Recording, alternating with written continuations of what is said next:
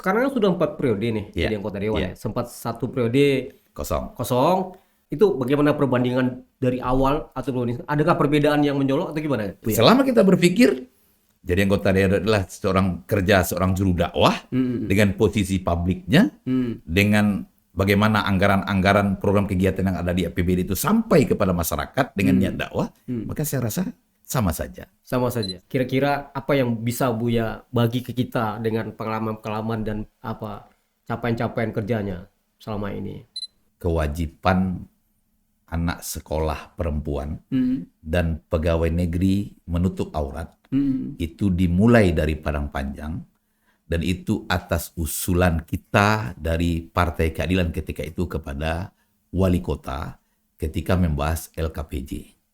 Dan ketika edaran itu dibuat, itu langsung diwujudkan di Kota Padang Panjang, dan itu menjadi fondasi awal ketika hari ini sudah hampir tidak hanya di Sumatera Barat, bahkan sampai seluruh Indonesia, orang sudah berpakaian muslimah. Nahnu du'at qabla kulli bisyai. Iya. Kita adalah da'i sebelum menjadi yang lain. Maka amanah apapun yang diberikan ke kita, maka semangat utamanya adalah dakwah.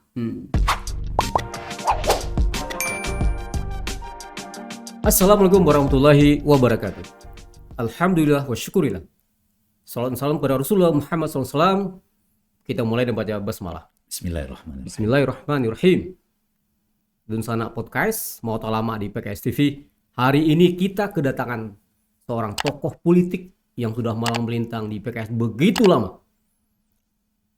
Tokoh politik yang senior, ya mungkin semenjak PKS belum berdiri dia sudah bergelimang dengan dakwah. Dan orang yang sangat berpengaruh di PKS. Sudah 4 periode menjadi anggota dewan.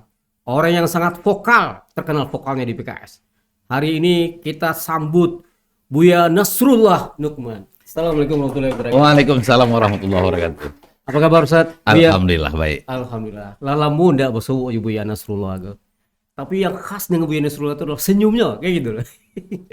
Jadi terima kasih atas kedatangan Buya ke podcast ini. Sama-sama. Mudah-mudahan kehadiran Buya ini memberikan kabar gembira dan kebaikan untuk kita semua dan untuk umat insyaallah. Alhamdulillah insyaallah. Yeah.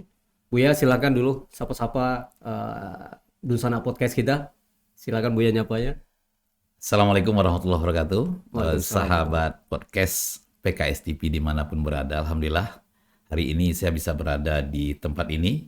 Mudah-mudahan pertemuan kita pertemuan yang diberkahi oleh Allah Subhanahu wa taala sehingga memberikan semangat, motivasi dan kekokohan kita dalam langkah untuk memenangkan pemilu di 2024. Mantap. Udah langsung to the point kayak gitu.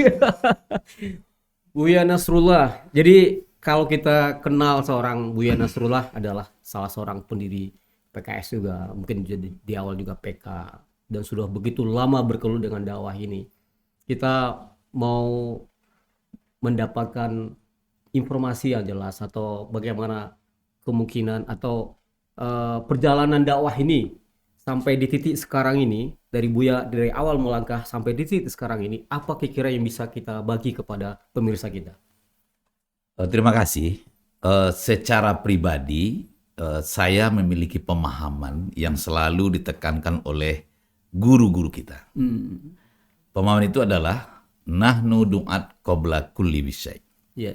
Kita adalah da'i sebelum menjadi yang lainnya. Ya. Maka sebelum menjadi orang politik, kita da'i. Sebelum menjadi anggota DPRD, kita da'i. Sebelum menjadi pejabat publik yang lain, kita da'i.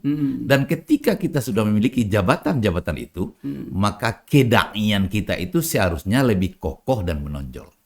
Tidak hilang. Tidak hilang. Iya. Kita tinggal menyesuaikan. Maka amanah apapun yang diberikan ke kita, maka semangat utamanya adalah dakwah. Termasuk ketika dakwah ini bertransformasi menjadi partai politik. Dan awal-awalnya kan kita katakan partai dakwah. Iya. Walaupun dalam undang-undang perpolitikan kan tidak ada terminologi partai dakwah. Itu hanya sebuah komitmen. Iya. Maka awalnya 98 PK itu saya langsung ditunjuk untuk Padang Panjang itu ketua PK pertama. Ketua PK pertama untuk Padang Panjang. Padang Panjang. Dan tanpa pengalaman langsung terpilih jadi anggota DPRD. Langsung jadi anggota dewan. Di usia yang masih muda ya? Masih muda, Tapi udah menikah ya? sudah menikah. Oh, sudah menikah. Kita hijrah ke Padang Panjang sudah menikah. Oh, Jadi sudah menikah. sudah punya anak 1 di Padang. Oh iya. Dan catatannya, Nah, saya ke Padang Panjang itu bukannya mau saya, tapi perintah pimpinan dakwah. Buya Rasulullah pindah ke Padang Panjang. Tugas. Baik, jadi sudah semenjak PK ya Iya. bersama PKS ya. Sebelum PKS kan PK ya. Iya. Jadi ketua DPD untuk Padang Panjang dan langsung duduk menjadi anggota dewan. Iya. Kalau sekarang kan sudah 4 periode nih Iya. jadi anggota dewan Iya. ya. Sempat 1 periode Kosong. kosong. Nah, itu bagaimana kalau dari bandingkan dari awal-awal jadi anggota dewan ya kan? Sekarang nih sudah di era yang reformasi 2024 atau 2019 itu bagaimana perbandingan dari awal atau adakah perbedaan yang mencolok atau gimana Bu ya? Dari yang saya alami, semuanya ditentukan oleh sikap kita terhadap di mana kita berada. Jadi 99 sampai 2004, 2004 sampai 2009 saya jadi anggota DPRD Kota Padang Panjang. Lalu 2009 kita istirahat. Iya. 2014 disuruh maju lagi. Terpilih lagi. Dan 2019 kita maju lagi, terpilih lagi. Dan kemarin pun saya sudah mengajukan, saya tidak lagi mau jadi anggota DPRD Kota Padang Panjang. Ternyata wilayah meminta saya untuk maju ke provinsi melalui Dapil 6.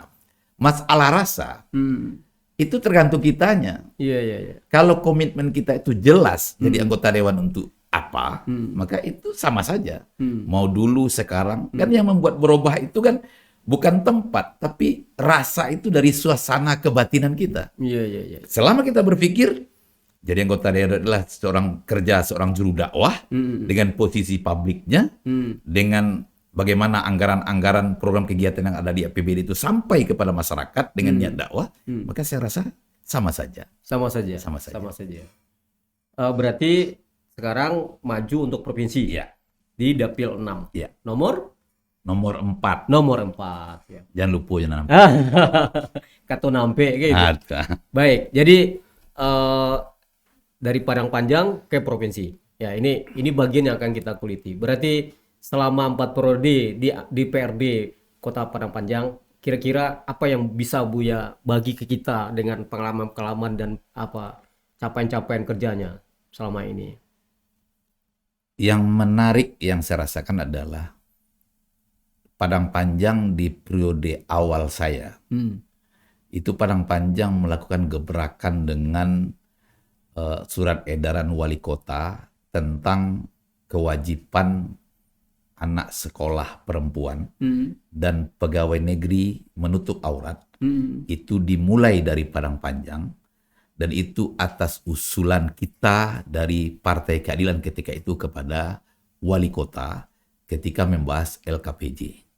Dan ketika edaran itu dibuat, itu langsung diwujudkan di Kota Padang Panjang dan itu menjadi fondasi awal ketika hari ini sudah hampir tidak hanya di Sumatera Barat bahkan sampai seluruh Indonesia orang sudah berpakaian muslimah. Betul. Dan itu yang sangat menarik bagi saya. Itu perdasarnya. Iya. Jadi yang kedua, momentum kita menjadi anggota DPRD itu adalah momentum kita untuk bersosialisasi. Maka dukungan yang kita dapatkan itu berbanding lurus dengan sosialisasi kita ke masyarakat.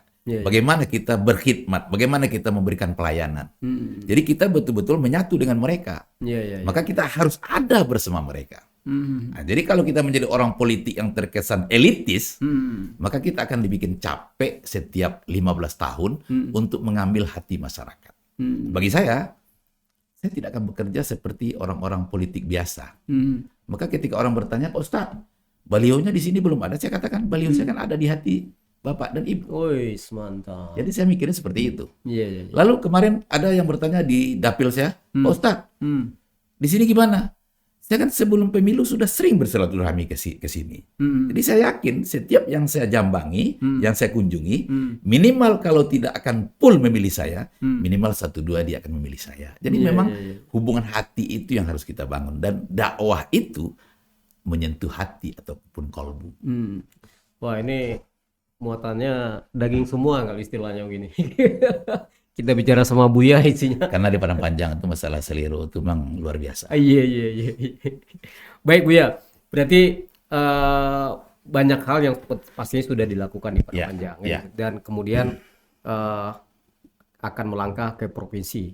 Nah, kita melihat saat ini sebenarnya kalau secara iklim politik kan PKS ini sudah penguasa sebenarnya, ya kan? Sudah menjadi pemenang secara politik untuk Sumatera Barat 3 kali periode gubernur.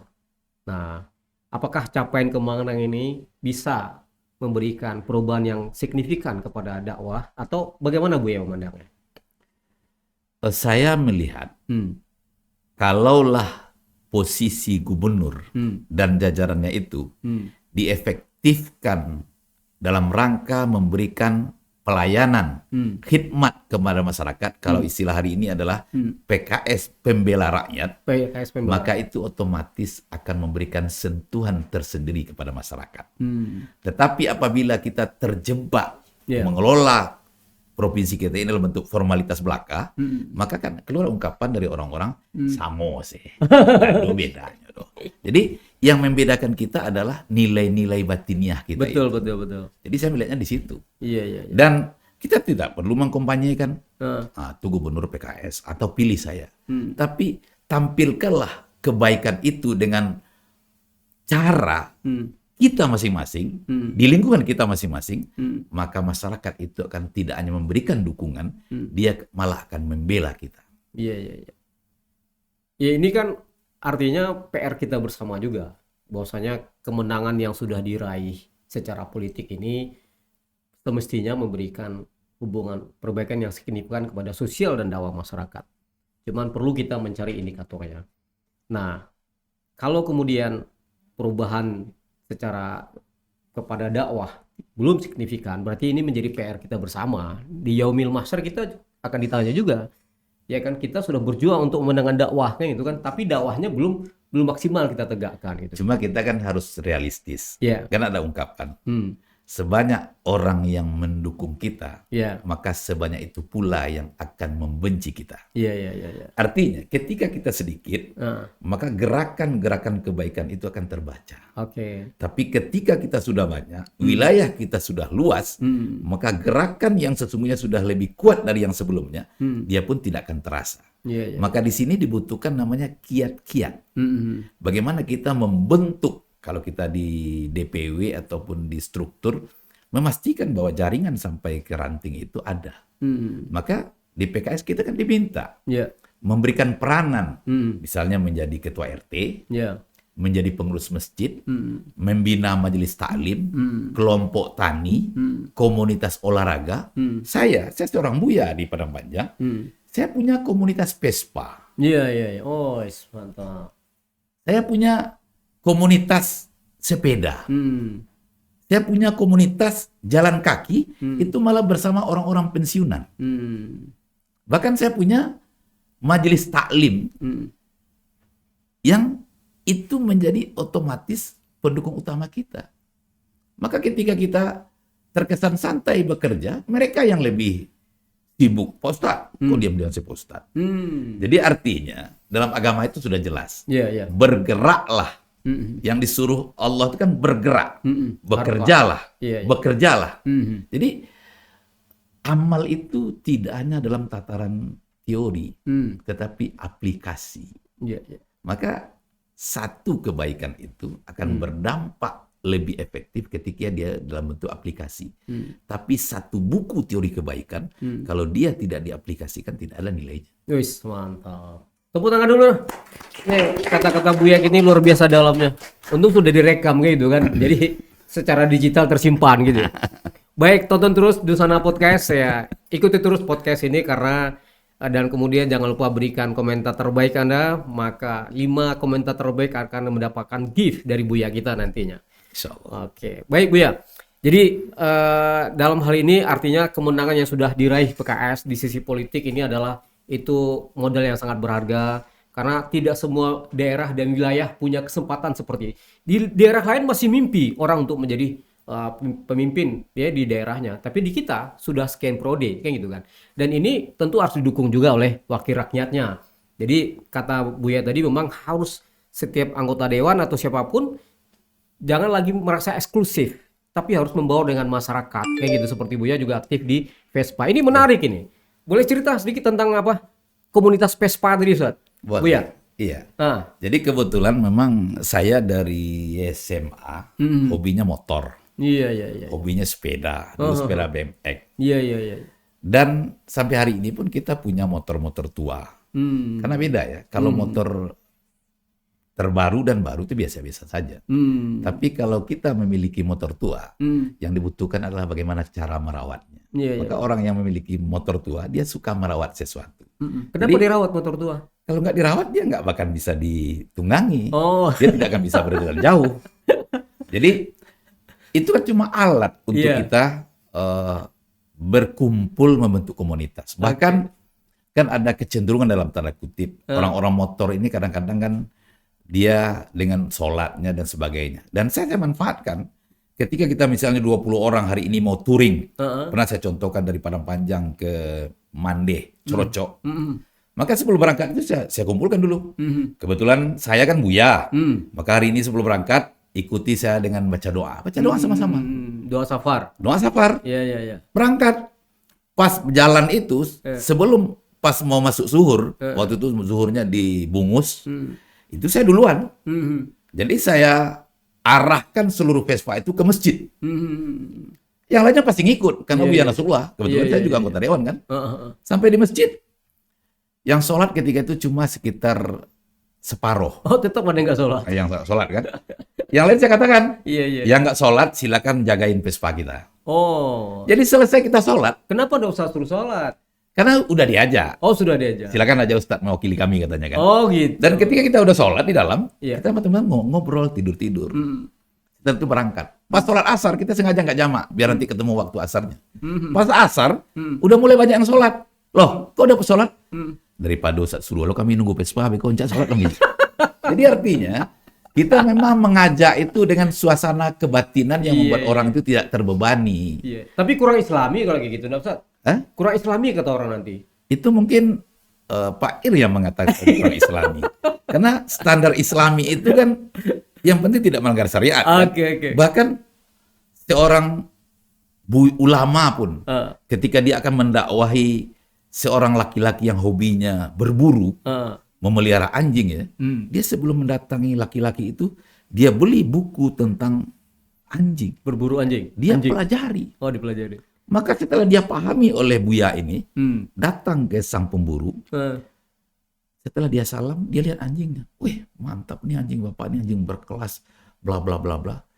Sang pemilik anjing berkata, Pak Ustadz, kok Pak Ustadz lebih paham anjing daripada saya?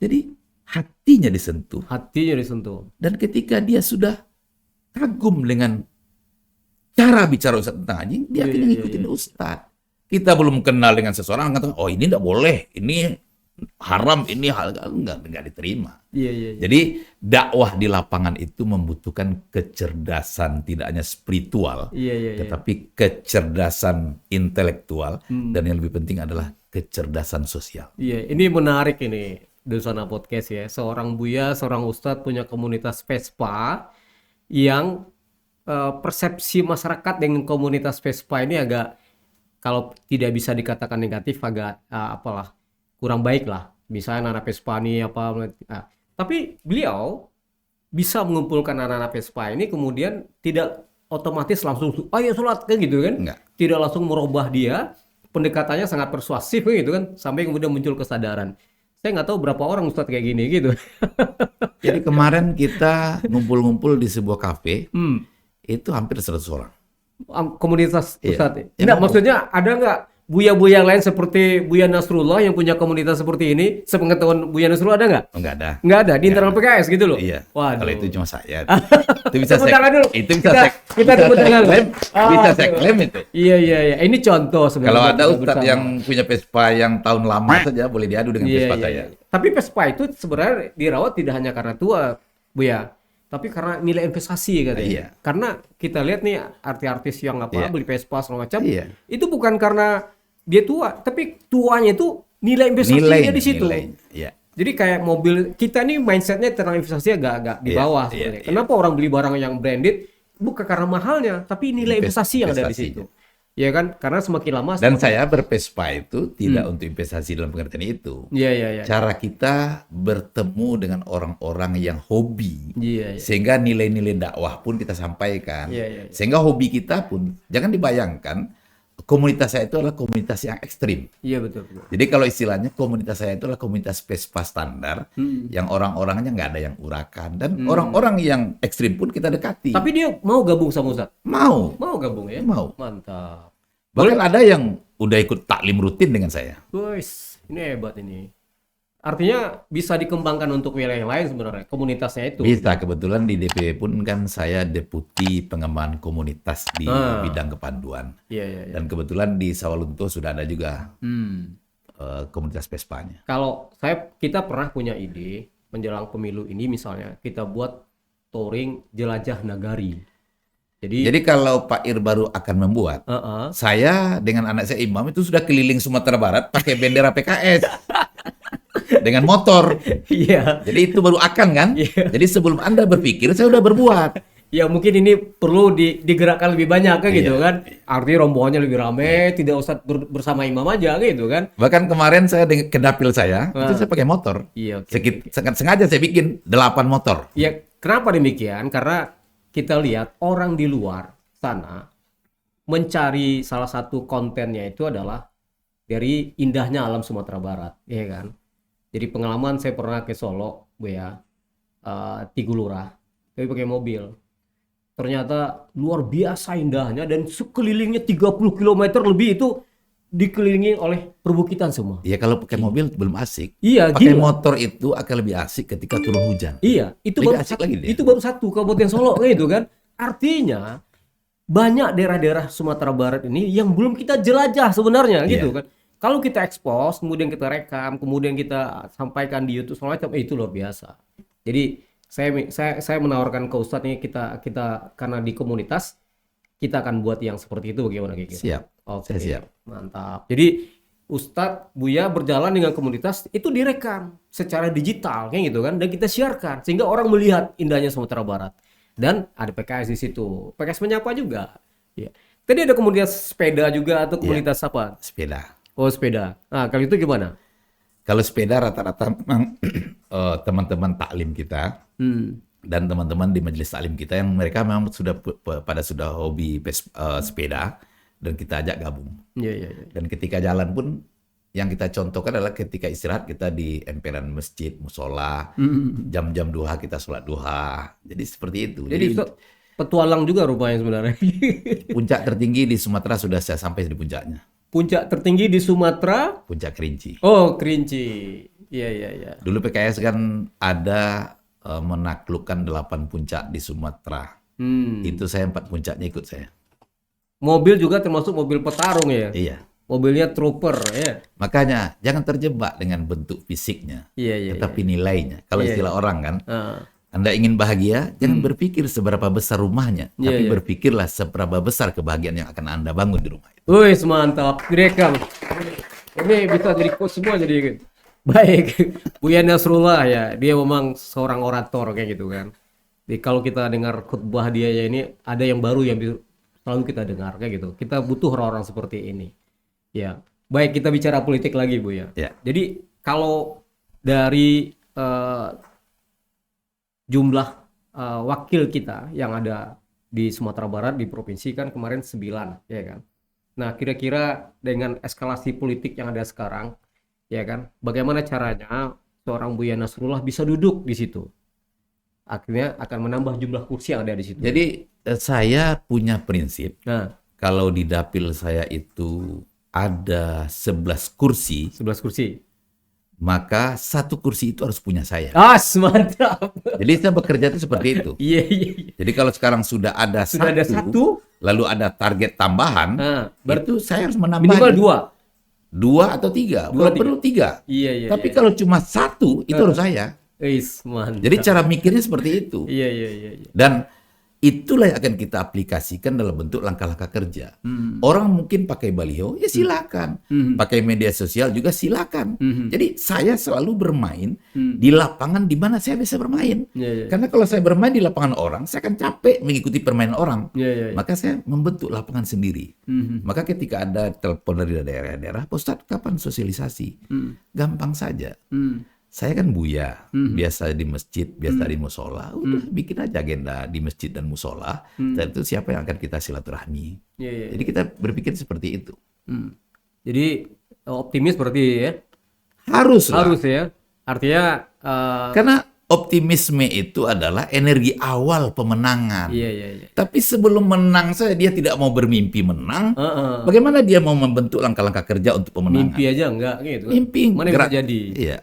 Berarti Buya sudah bertekad akan meraih minimal kalau kursi itu 2, 1 saya. Kalau satu-satunya kursi dan itulah saya. Kayak gitu kan? Mantap.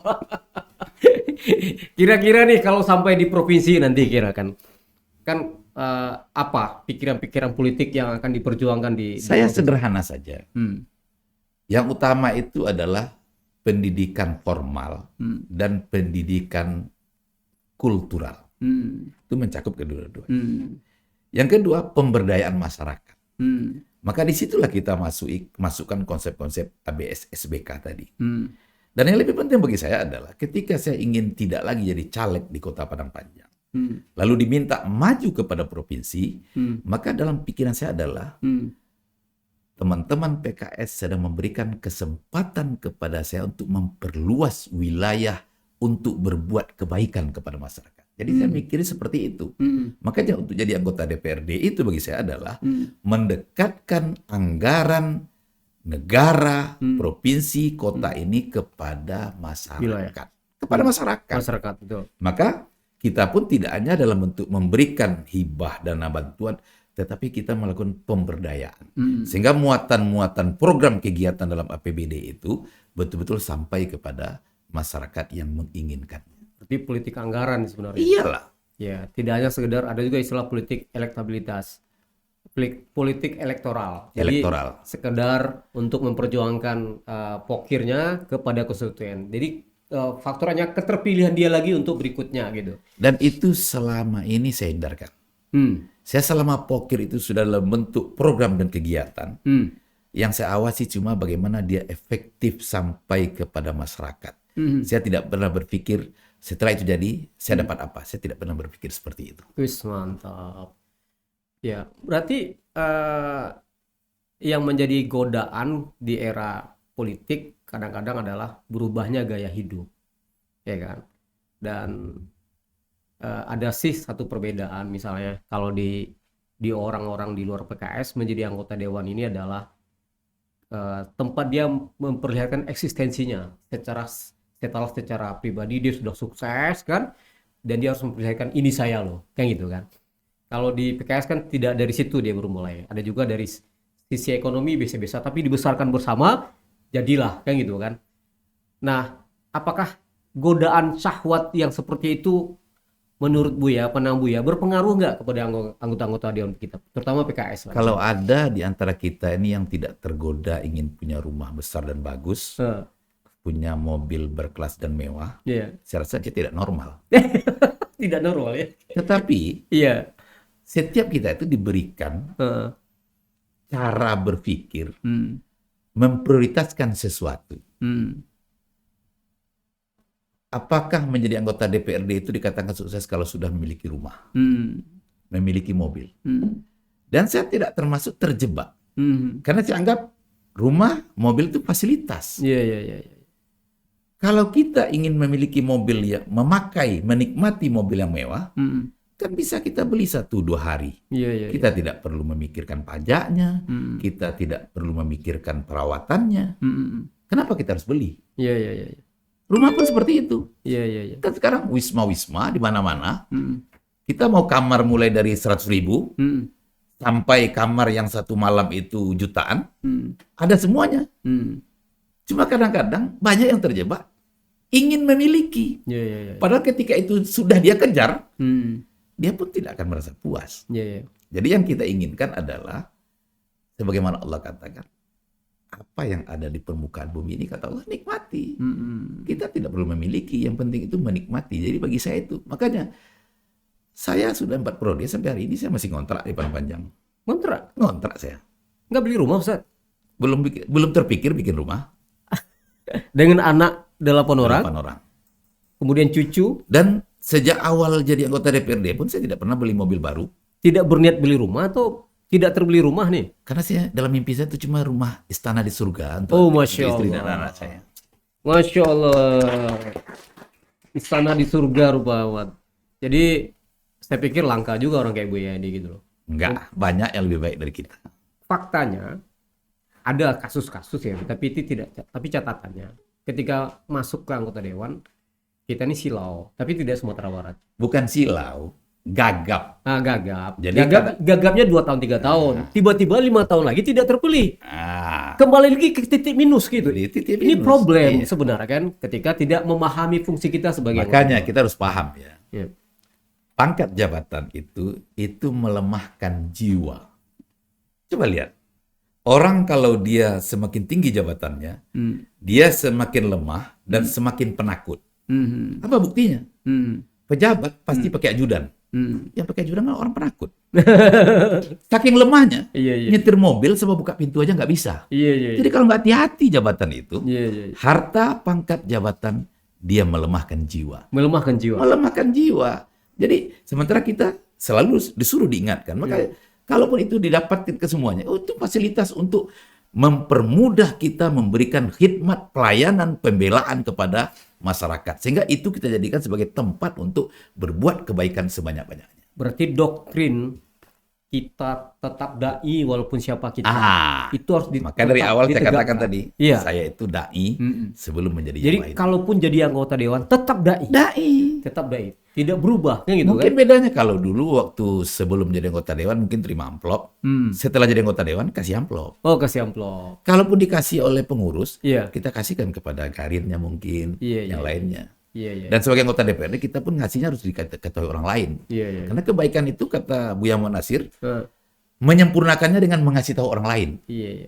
Jadi nggak boleh diam-diam di dunia publik ini ngasih taunya Berarti jadi anggota dewannya bukan kehormatan berarti ya? bukan. Beban ya? Tanggung jawab. Tanggung jawab. Tanggung jawab. Tanggung jawab. Jawab. Tanggungnya dunia akhirat sebenarnya Iya. kan?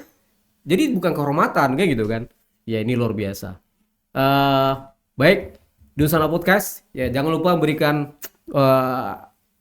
tanggapan terbaik ya, dan jangan lupa juga isi linknya di description. Baik, satu lagi Bu ya. Minum Cik Lena. Ayo minum ya. Tekan.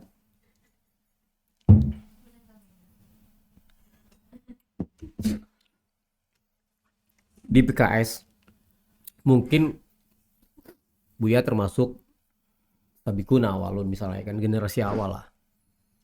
Tanpa terasa kita aja udah berpisah sekian puluh tahun, belasan tahun, ternyata Buya sudah punya cucu kayak gitu.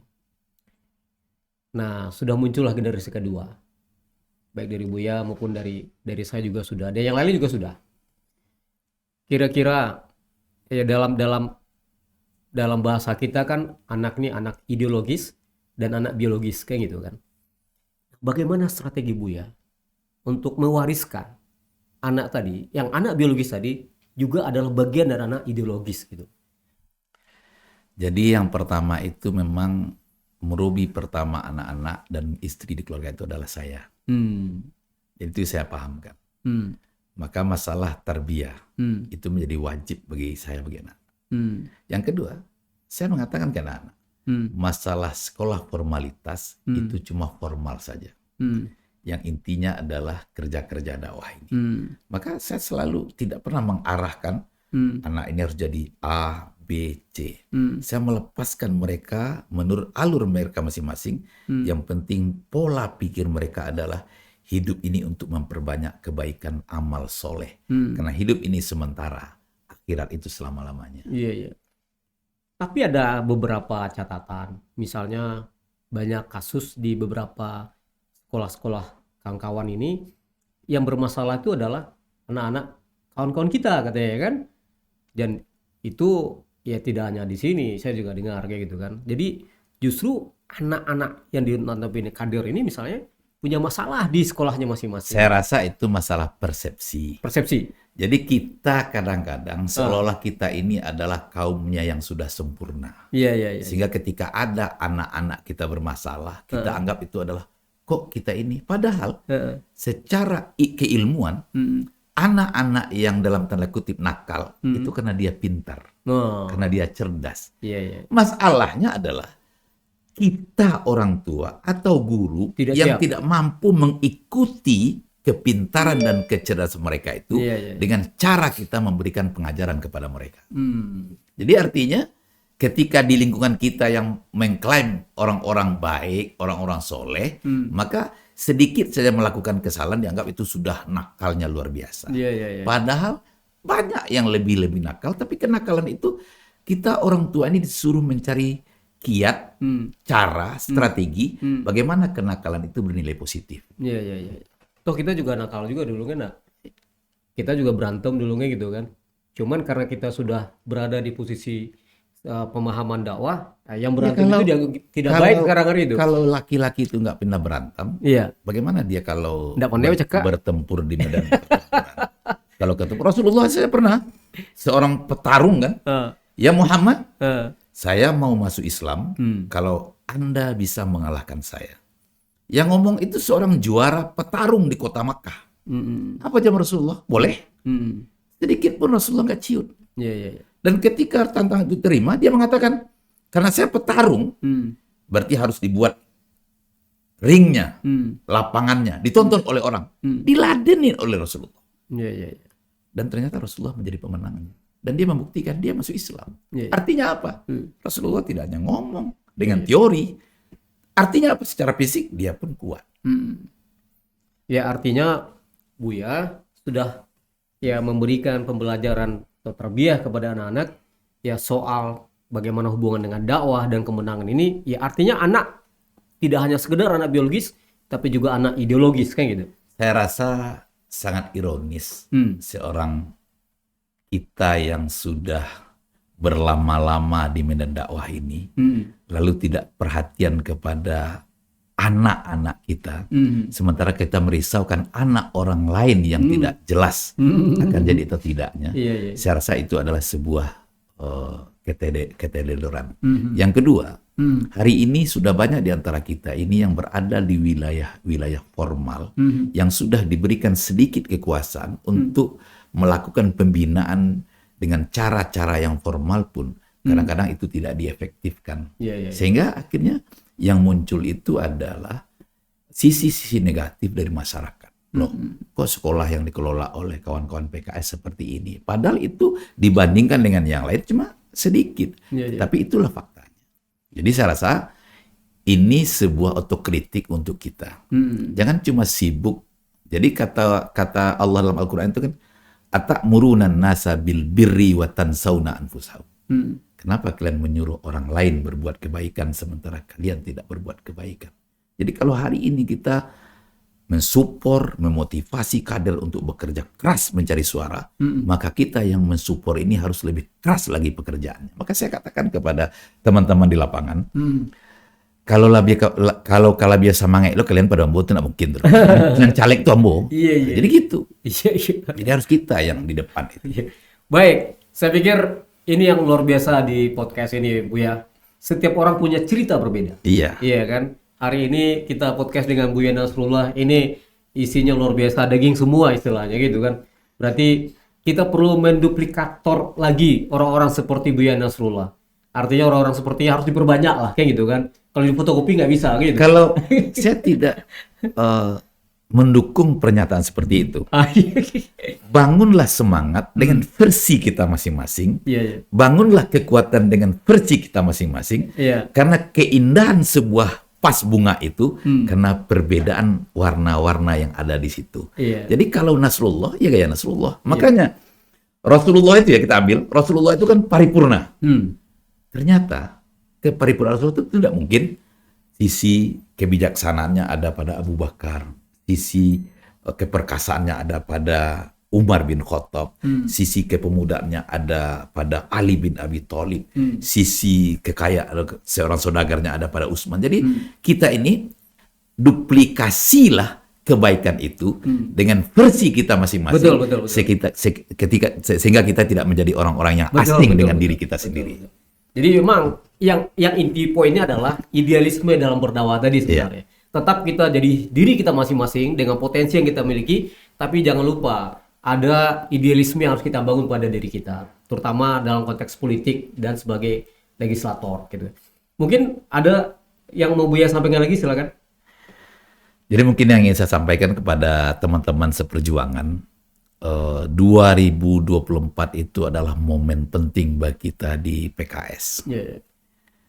Jadi kalau momen penting ini kita tidak memberikan andil atas kemenangan ini, maka ketika kita bersorak tentang kemenangan Allah berikan nanti, apa yang akan Anda rasakan. Tetapi ketika kemenangan itu tidak Allah berikan, lalu kita kalah dan Anda tidak ikut, lalu apa yang akan Anda sesali karena Anda tidak berbuat. Karena dalam perjuangan ini yang dibutuhkan adalah keberpihakan. Tidak penting itu volumenya, kapasitasnya. Sama dengan kisah ketika seekor pipit mengambil air menyiramkan kepada api akan membakar Ibrahim, dan seekor cicak yang menghembuskan julurkan lidahnya untuk menghembus api. Walaupun tidak akan memberikan pengaruh, tetapi di situ ada keberpihakan.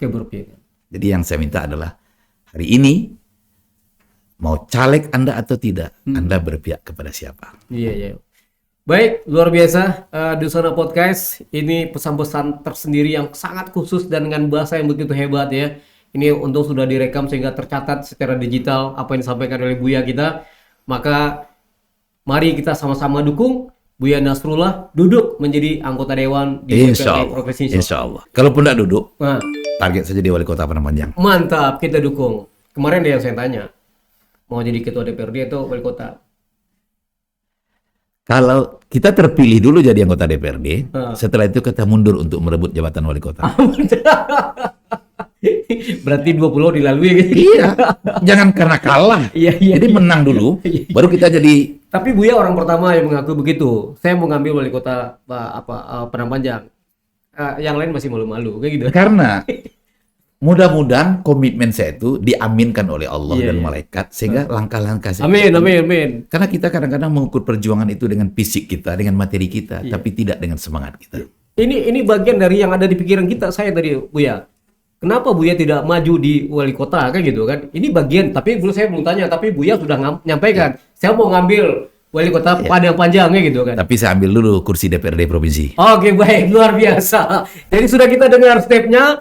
Kursi DPRD Provinsi, kemudian Wali Kota Padang Panjang ya. Mudah-mudahan Buya kita sukses. Insya Allah, mohon doanya. Demikian, mohon maaf. Assalamualaikum warahmatullahi wabarakatuh. Waalaikumsalam warahmatullahi wabarakatuh. Masya Allah. Ayah imam rukun.